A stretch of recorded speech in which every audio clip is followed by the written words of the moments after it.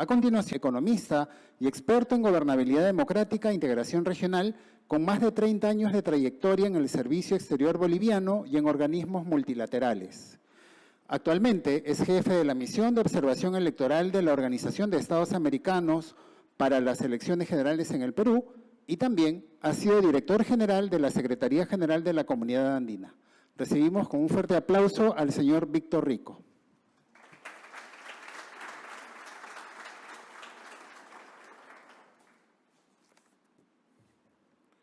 Muchas gracias, señor secretario general, embajador Gonzalo Gutiérrez, señores embajadores, señor viceministro, embajadores y encargados de negocios de los países miembros y de los países observadores, representantes de organismos de integración, de organismos internacionales, amigas y amigos de la Secretaría General.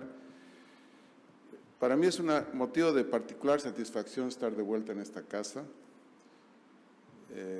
Tuve el honor de ser designado por el primer secretario general de la Comunidad Andina, Sebastián Alegret, en virtud del protocolo de Trujillo, como director general de la Comunidad Andina, encargado del área de comercial, económica, de integración física, a partir del impulso que se le dio a la integración andina en la década de los 90, precisamente a partir del protocolo de Trujillo, donde la Comunidad Andina tuvo un impulso a partir de un escenario internacional y regional propicio para la integración a partir del concepto del regionalismo abierto.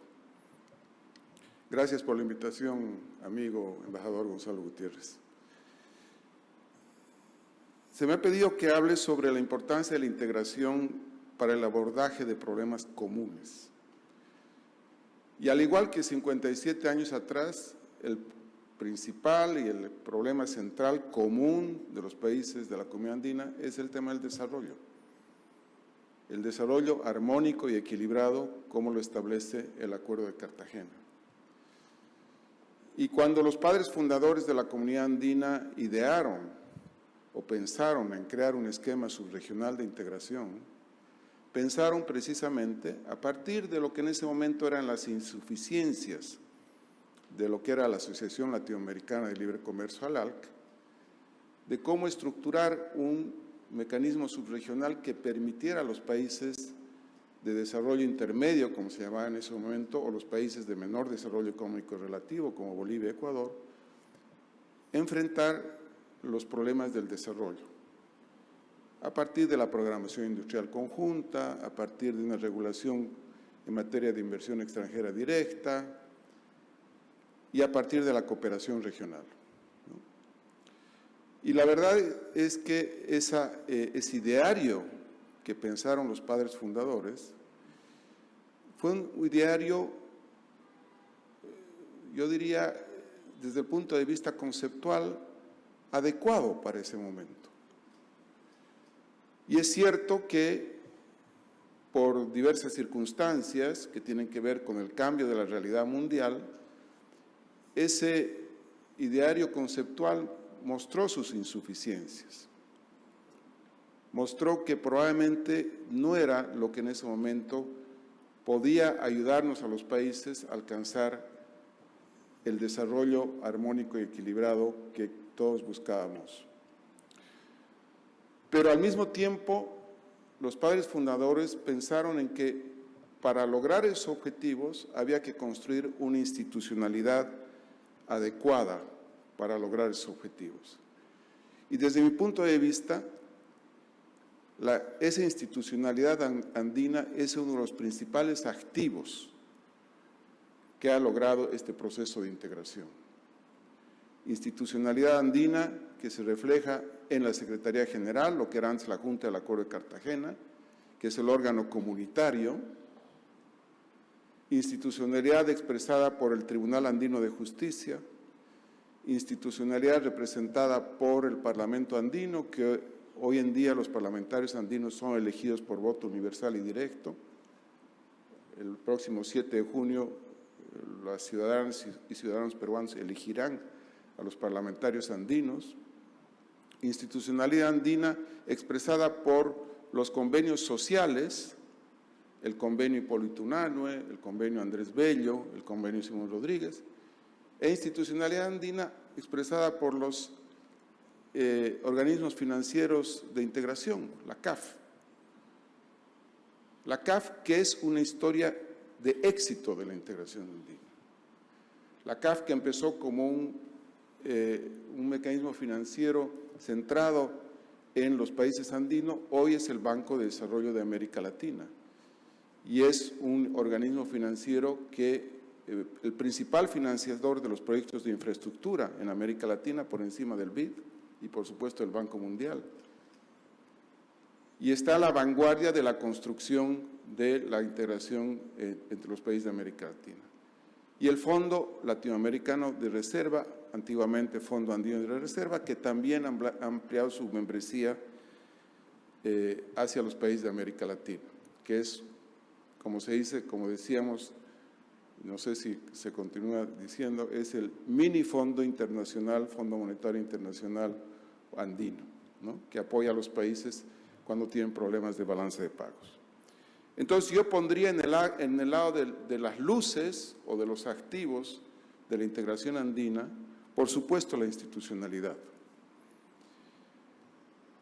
Hemos tenido problemas a lo largo de estos 57 años. Como mencionaba el secretario general, la integración no significa la ausencia de problemas o de dificultades, pero precisamente la virtud de la integración pasa por tener los mecanismos y el espacio para resolver esas diferencias bilaterales o multilaterales. Y la comunidad es un proceso político que tiene que tener, por supuesto, un trasfondo económico, una base económica, pero es un proceso político porque significa adhesión política. Yo pondría en el lado de las sombras la salida de Chile en la década de los 70 y la salida de Venezuela en la primera década de este siglo. No ha sido bueno para la integración la salida de estos dos países, sin duda, ¿no? Pero a pesar de ello, el proceso ha logrado mantenerse y sobrevivir. Y eso, de alguna manera, refleja que pese a estos dos retiros de países muy importantes, Chile, país fundador, y Venezuela, que se incorporó posteriormente, a pesar de lo que significó el retiro de estos dos países, la comunidad andina ha logrado prevalecer y eso debe movernos a todos nosotros como algo que debe enorgullecernos. Ahora, la comunidad andina también se constituyó en un espacio de diálogo y cooperación para enfrentar problemas comunes. Reitero, el problema original, el desafío principal, el desarrollo armónico y equilibrado, pero a lo largo de nuestra historia nos ayudó a enfrentar problemas que respondían al escenario internacional y regional. La recuperación de la democracia, el tema de la deuda externa, la negociación, la liberalización de las economías en la década de los 90, el regionalismo abierto. Y eso ha permitido que nuestros países logren alcanzar aspectos que a veces son relativizados. Por ejemplo, en el video se mostraba el tema del crecimiento del comercio intracomunitario. Pero ese comercio intracomunitario, a diferencia del comercio que tenemos los países con el resto del mundo, es un comercio intracomunitario de calidad, porque es un comercio de manufacturas. Y estamos viendo en los últimos años el surgimiento de cadenas de valor andinas. El secretario general mencionaba el tema de los cosméticos, pero hay otros productos que forman parte de cadenas de valor regionales que yo creo que es importante. Por lo tanto, el comercio internacional, el comercio interregional no solamente debe verse en términos de su participación en el total del comercio de nuestros países, sino de la calidad, que es un comercio de países, de productos manufacturados y que tienen valor agregado, a diferencia del comercio con el resto del mundo, que en la mayoría de nuestros países son materias primas, son commodities. Para identificar cuáles son los desafíos o los problemas comunes que debemos enfrentar, yo creo que hay que tomar en cuenta cuál es el escenario global que en este momento estamos y regional que estamos atravesando. Cuando se creó la Comunidad Andina vivíamos en el momento más crítico de la Guerra Fría, 1969, ¿no es cierto? La doctrina de seguridad nacional, gobiernos militares, teníamos en nuestros países ya gobiernos democráticos, pero enfrentábamos un problema de regímenes militares. Hoy en día nos enfrentamos a un orden global en transición. El orden surgido después de la Segunda Guerra Mundial está en transición, está cambiando. Y el orden surgido en 1945, que graficó el mundo bipolar de la Guerra Fría, hoy es un orden global en transición que muestra rasgos de bipolaridad, pero que a mi juicio camina hacia un orden multipolar, por el surgimiento de actores, potencias medianas, que podríamos llamar la India, Australia, la propia Unión Europea, Brasil, a nivel regional. Y por lo tanto, yo diría que un primer desafío que tienen nuestros países y la Comunidad Andina es, en ese orden global en transición, de un mundo que muestra rasgos de bipolaridad, a partir de los aspectos dominantes, la tecnología, la economía, etcétera, etcétera. Un primer desafío es que nuestros países definan si tienen algo que decir en ese mundo global en transición. La Comunidad Andina tiene, a mi juicio, mucho que decir y mucho que aportar en ese orden global en transición. Y por lo tanto, uno de los aspectos presidencial andino, el diálogo y la concertación política, tiene que ser parte central de una comunidad andina que pueda aportar en el debate de los temas globales, en ese orden internacional en transición, y en el debate de los temas que afectan a nuestros países. Y que esos problemas globales, esos temas globales, se construyan o se resuelvan a través del diálogo multilateral. La multilateralidad es obviamente un tema con el cual nuestros países siempre se han identificado. Un orden global multilateral, los organismos multilaterales, el debate a través de esos organismos. Un segundo desafío es, por supuesto, por lo que mencionaba, ampliar las cadenas de valor andinos. Porque, reitero, el mercado andino es muy importante para los productos con valor agregado, para las manufacturas, exportaciones de manufacturas de nuestros países. Y es aún importante porque a pesar del desarrollo tecnológico, el desarrollo de las comunicaciones, la geografía aún importa, la cercanía geográfica aún importa. Y hemos podido ver en los años de la pandemia del COVID-19 cómo la disrupción de cadenas logísticas de transporte ha afectado el comercio global. Y por lo tanto tenemos que ser capaces de que la comunidad andina, el espacio andino de integración, sea un espacio donde nosotros podamos enfrentar precisamente esas disrupciones de las cadenas logísticas y del transporte y del costo del transporte.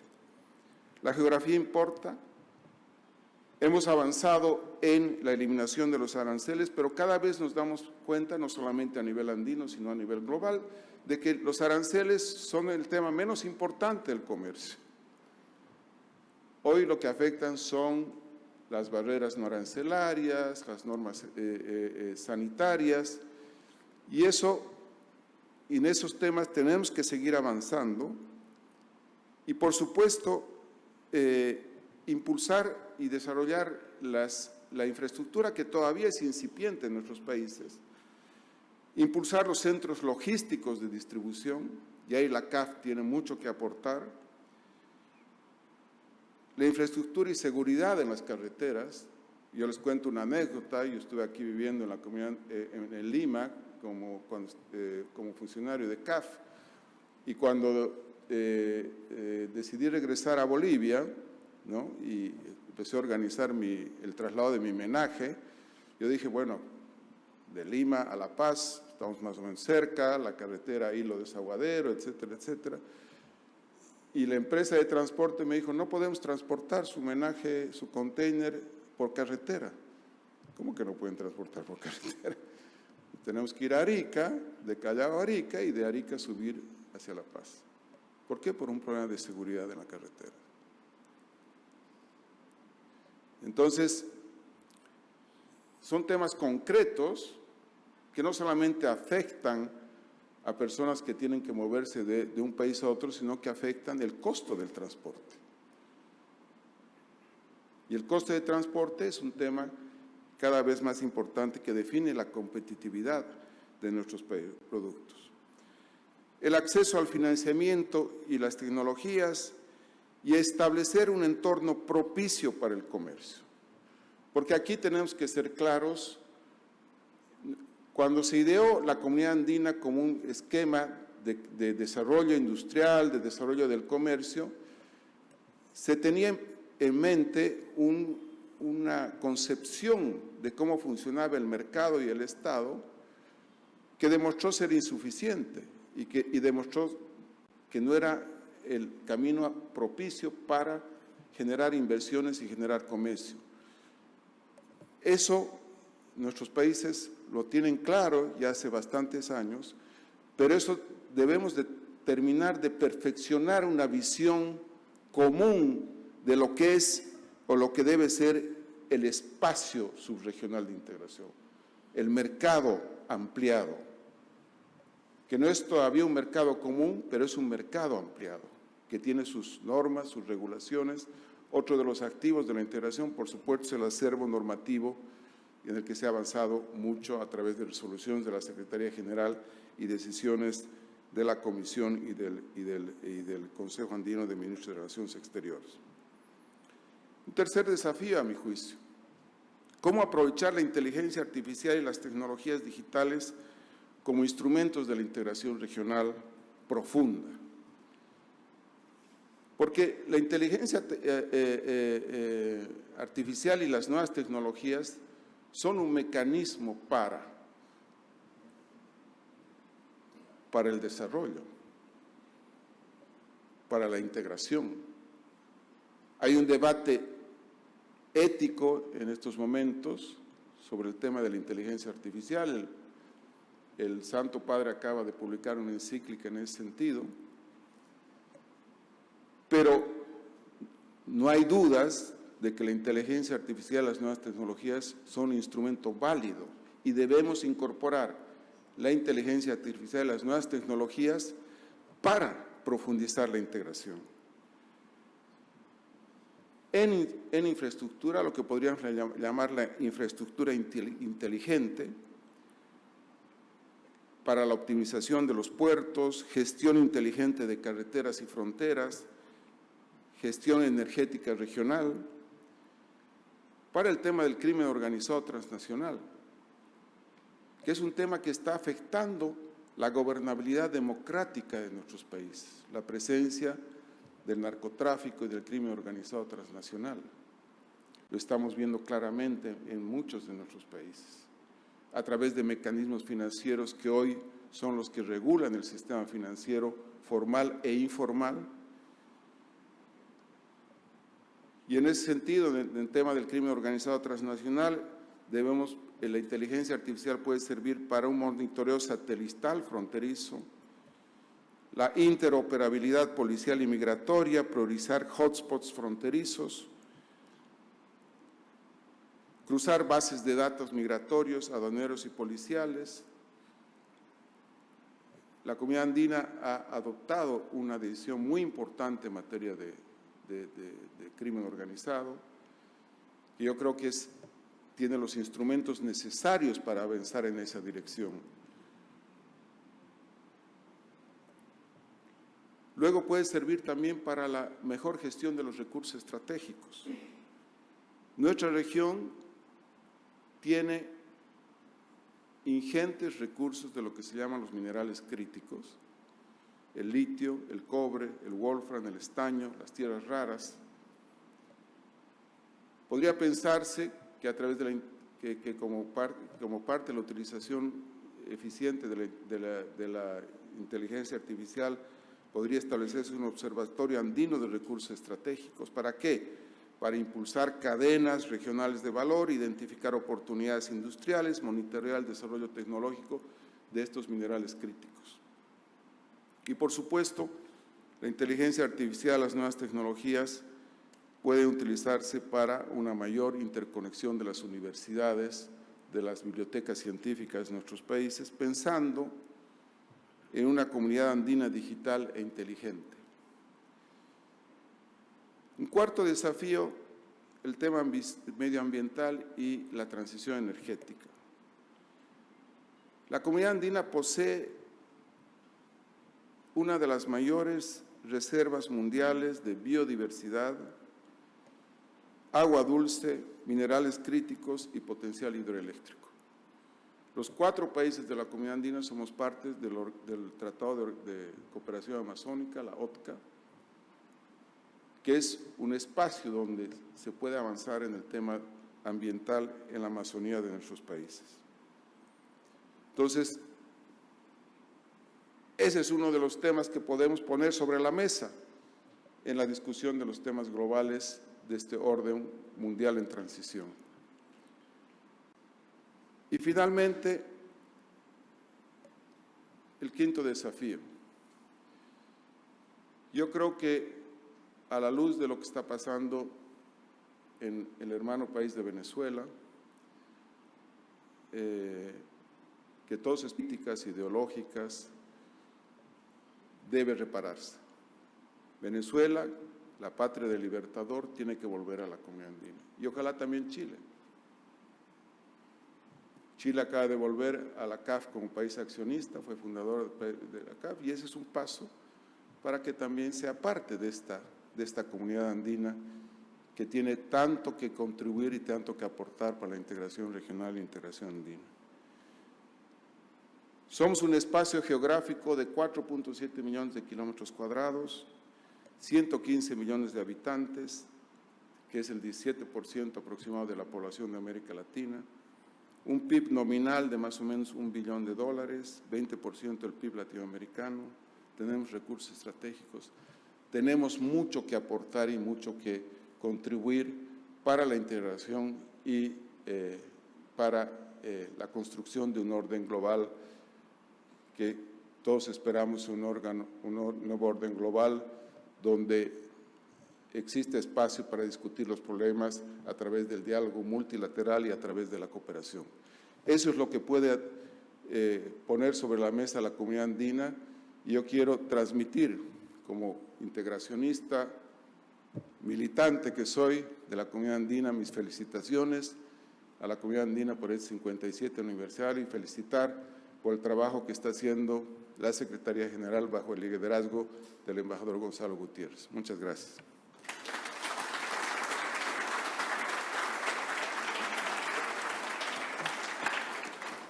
Muchas gracias por las reflexiones compartidas, señor Víctor Rico.